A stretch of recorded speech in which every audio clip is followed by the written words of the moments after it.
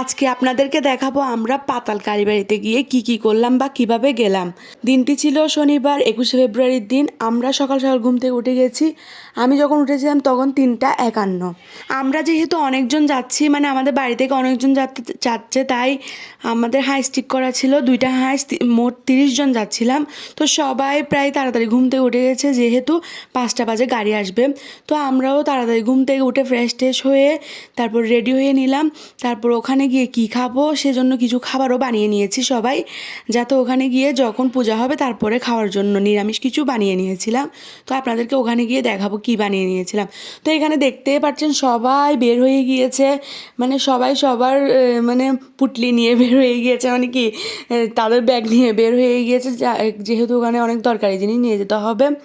তো সবাই সেজন্য তাদের সব কিছু গুছিয়ে এখন ওয়েট করতেছে গাড়ির জন্য। সবাই যেহেতু অনেক তাড়াতাড়ি ঘুম থেকে উঠেছে, তাই সবার চোখে ঘুম। আর এদিকে আমার মা কিন্তু যাচ্ছিল না, তারপরেও উনি সবাইকে একটু দেখতে এসেছে।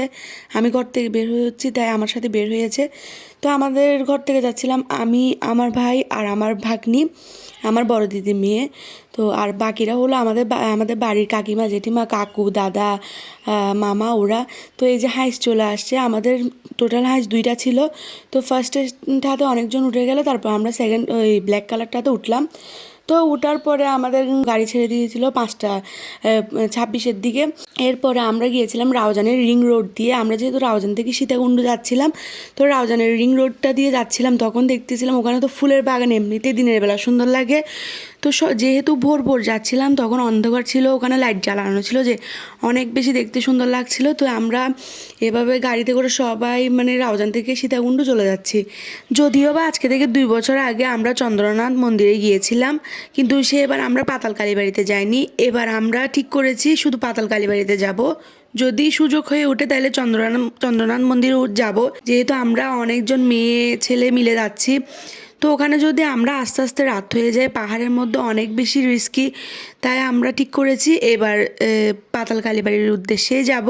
যেহেতু ওখানে গিয়ে আমাদের আবার রান্না বান্না করতে হবে, আবার এদিকে সন্ধ্যার আগে ফিরে মানে ওখান থেকে চলে আসতে হবে। তাই আমাদের অনেক তাড়াতাড়ি ঘর থেকে বের হয়েছিল। আমরা ভোর ভোর বের হয়ে গিয়েছিলাম, ভেবেছিলাম ওখানে হয়তো বেশি মানুষ থাকবে না, কিন্তু গিয়ে দেখি মোটামুটি অনেক মানুষই ছিল। বেশ ভালো লাগতেছিল, একা একা তো আর ভালো লাগে না, এখানে অনেক মানুষ ছিল ওখানে। তো আমরা প্রথমেই চলে গিয়েছিলাম শঙ্কর মঠ, তারপর ওখানে বেশকুণ্ড ছিল, বেশকুণ্ডতে আমরা স্নান করব, তারপর উপরে উঠবো। আমরা আমাদের কাপড় চেঞ্জ করে নিয়েছি, স্নান করতে হবে এখন। এই যে আমি স্নান টান করে চলে আসছি, স্নান করে এখন আমরা আবার রেডি হব। সকালবেলা আসার সময় আমরা কিন্তু কোনো কিছু মুখে ইউজ করে আসিনি, যেহেতু আমরা এসে স্নান করব। তো এখন আমরা হালকা পাতলা রেডি হয়ে নিয়েছি, মুখে ক্রিম টিম মেখে। এরপর আমরা তিলক নিয়ে নিলাম সবাই কপালে। এই যে বাবাটা আমাদের কপালে তিলক দিয়ে দিল। তিলক করার পর এখন আমরা রওনা দিয়ে দিব উপরে ওঠার জন্য। তো এখানে দেখতে পাচ্ছেন এটা আমার ভাইয়ের ছেলে, আর এটা হলো আমার একটা দাদা। আর এদিকে যাকে দেখতে পাচ্ছেন গামছা দিয়ে, এটা আমাদের আজকের বাবুর্চি আর আমার মামা হয় উনি। তো এটা হলো আমার বৌদি, আর এটা আমার ভাইয়ের মেয়ে।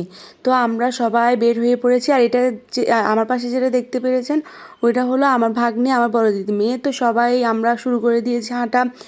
তো অনেক অনেক অনেক অনেক হাঁটার পর আমরা এক জায়গায় এসে দাঁড়ালাম। ওখানে তো ভিডিও তেমন করতে পারিনি, যেহেতু আমরা মানে হাঁটার ইয়াতে ছিলাম। তারপরে কিছু কিছু ক্লিপ নিয়েছি। তো সবার অবস্থা তো দেখতে পাচ্ছেন, ঘেমে একটা অবস্থা। তো আমরা হাঁটতে হাঁটতে চলে আসলাম পাতাল কালীবাড়ির যে গেটটা আছে ওখানে। ওখানে আসতেও অনেক বেশি কষ্ট হয়েছে, আমরা যেহেতু অনেক দূর থেকে হেঁটে আসতেছি। পাতাল কালীবাড়ির গেটটা দেখা মানে এই নয় যে আমরা চলে এসেছি, এরপরে আসল ধামাকা। মানে কালীবাড়ির যে গেটটা, যাওয়ার যে গেটটা দেখেছি, ওইটার পরে নামাটা বেশি কষ্টের, যেহেতু ওইখানের জায়গাগুলো খুবই উঁচু নিচু ছিল। তো আমরা অনেক হেঁটে এই যে ফাইনালি মায়ের দর্শন পেয়ে গেলাম, মায়ের কাছে চলে আসলাম। কিন্তু এতক্ষণ যে হেঁটেছি তার মানে সব কিছু মাকে দেখার পরে নিমিষেই যেন শেষ হয়ে গেল। কতটা হেঁটেছি আপনাদেরকে বলছি, মানে আসার সময় 1200 ফিট, যাওয়ার সময় 1200 ফিট, টোটাল আমরা 2400 ফিট হেঁটে উঠানামা করেই মানে আমাদের যাত্রাটা ছিল। তো এরপর ওখানে গিয়ে ঠান্ডা পানিতে যখন আপনারা মুখটা ধুবেন, আর এগুলো পানিগুলো খাওয়া যায়, মানে যখন মুখটা ধুবেন এতটা ভালো লাগবে, ভাই ফ্রিজের পানির মতো ঠান্ডা, মনটা জুড়ে যাবে। মানে এগুলা কি ভগবান থেকে দেওয়া, মানে পুরো প্রমাণিত। মানে কী বলতাম, আপনারা বুঝবেন, আপনারা ফিল করতে পারবেন ওটা। তো মায়ের যখন এত কষ্টের পরে মায়ের দর্শন পাবেন, তখন মনে এতটা পরিমাণ শান্তি লাগবে, মানে সব কষ্ট নিমিষেই দূর হয়ে যাবে। এই যে ব্রাহ্মণ ঠাকুর পূজা করছিল, আমরা সবাই গিয়ে আগে পূজা দেখলাম অনেকক্ষণ দাঁড়িয়ে। তো আমরা যেহেতু ওখানে পূজা দিয়েছিলাম, এই যে আমার ছোটো মা, আর একটা হলো আমার বৌদি, আর পাশে যিনি ছিলেন ওখানের একজন মাসিমা ছিলেন, তো ওরা মাকে বরণ করে নিচ্ছিলেন। তো এভাবে এত দূরে এসে সুষ্ঠুভাবে পূজাটা সম্পন্ন হওয়ার পর অনেক বেশি ভালো লাগছিল। তো আমরা ওখান থেকে মায়ের আশীর্বাদ নিয়ে সবাই উপরে উঠে গিয়েছিলাম। উপরে আমি দেখাচ্ছি, এই যে এখানে সবাই এখন বসে আছে, একটু রেস্ট নিচ্ছে। তো আমরা এত ভোরে ভোরে যেহেতু বের হয়েছি পূজা দেওয়ার উদ্দেশ্যে, আমরা সকালবেলা কিছু গিয়ে আসিনি।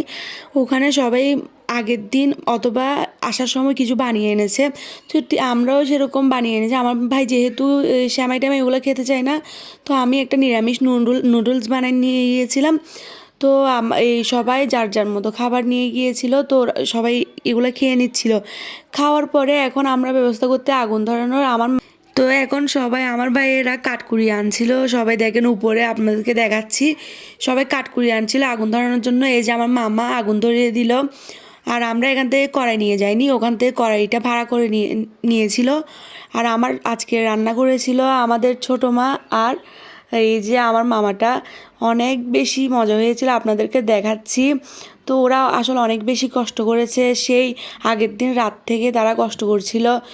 আমরা এখান থেকে চাল নিয়ে গিয়েছিলাম, আর সবজি যেগুলো ছিল ওগুলা ভেজে নিয়ে গিয়েছিলাম, যেহেতু আমাদের হাতে তেমন সময় ছিল না। আর ওখানে না খেয়ে থাকার মতো অবস্থা থাকতো না, না খেয়ে যদি আমরা উঠানামা করতাম তাহলে আমাদের অবস্থা খারাপ হয়ে যেত, তাই এই ব্যবস্থা করা। তো সেজন্য আমার ছোটো মা আর আমার মামা রান্না করে নিচ্ছিল। আর এখানে সবাই তো অনেক বেশি মজা করছিল, ওখানে অনেক বেশি ভালো লাগছিল। তো রান্না বান্না শেষ, এবার খাওয়া দাওয়ার পালা। আর এত কষ্টের পরে সবাই একসাথে বসে খেতে বসাটা খুবই আনন্দের ছিল, মুহূর্তটা না খুবই সুন্দর ছিল। তো আমরা খেয়ে নিচ্ছি, আপনাদেরকে দেখাচ্ছি, মানে এগুলো খেতে অনেক বেশি সুস্বাদু হয়েছিল। তাই এখন সবাই মিলে হাত ধুয়ে নিলাম, আর আমাদের এই থালা দিয়ে দিচ্ছিল। দেওয়ার পর এই যে আপনারা দেখতে পাচ্ছেন কত সুন্দর করে রান্না করেছে।